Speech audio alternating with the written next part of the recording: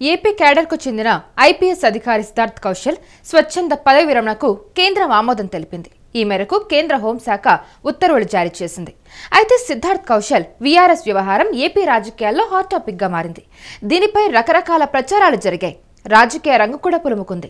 అయితే చంద్రబాబు సర్కార్ ఒత్తిళ్లు, రాజకీయ వేధింపుల వల్లే ఐపీఎస్ సిద్ధార్థ్ కౌశల్ వీఆర్ఎస్ తీసుకున్నారని వైసీపీ తీవ్ర ఆరోపణలు చేసింది. అయితే పూర్తిగా వ్యక్తిగత కారణాలతోనే పదవికి రాజీనామా చేశారని, తన రాజీనామా వెనక ఎలాంటి బలవంతం కానీ ఒత్తిళ్లు కానీ లేవని ఆయన స్పష్టం చేశారు.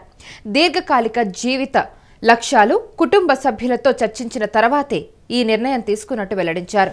రాజకీయ వేధింపులు, ఒత్తిళ్లతో రాజీనామా చేసినట్టు వస్తున్న వార్తలు పూర్తిగా నిరాధారమైనవని సిద్ధార్థ్ కౌశల్ వివరించేశారు.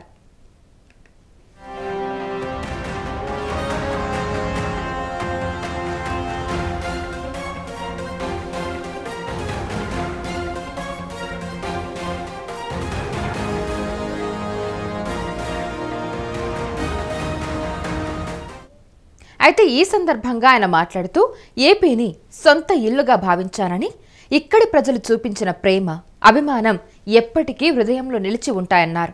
రాబోయే రోజుల్లో కొత్త మార్గాల్లో సమాజానికి సేవ చేస్తానని కౌశల్ తెలిపారు.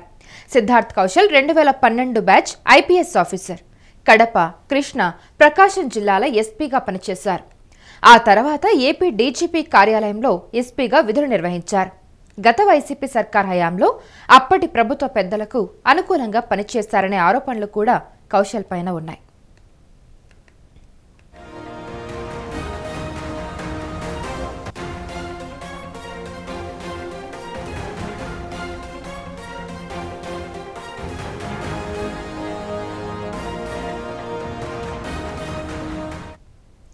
ఐపీఎస్ సిద్ధార్థ్ కౌశల్ రాజీనామాకు ఇప్పుడు కేంద్రం ఆమోదం తెలిపిందని చెప్పొచ్చు. కౌశల్ 2012 బ్యాచ్కు చెందిన ఐపీఎస్ అధికారి. ఆయనకి ఎంతో మంచి పేరుంది. అయితే ఇప్పుడు స్వచ్ఛంద పదవి విరమణ చేయడం వల్ల అది రాజకీయ రంగు పులుముకొని అక్కడ చర్చనీయాంశంగా మారింది.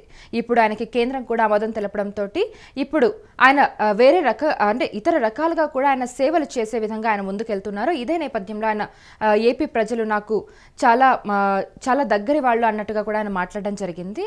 అయితే ఆయన వేరే రకంగా ఇంకా ఇతర కారణాలతోనే ఓన్లీ పర్సనల్ ఇష్యూస్ వల్లనే ఆయన ఇలాగా పదవి విరమణ చేసినట్టుగా తెలుస్తుంది. అయితే ఎవరైతే వైసీపీ వాళ్ళు ఆరోపణలు చేస్తున్నారో ఆ విధంగా ఏది కాదని చెప్పి ఆయన చెప్పడం జరిగింది ఈ సందర్భంగా.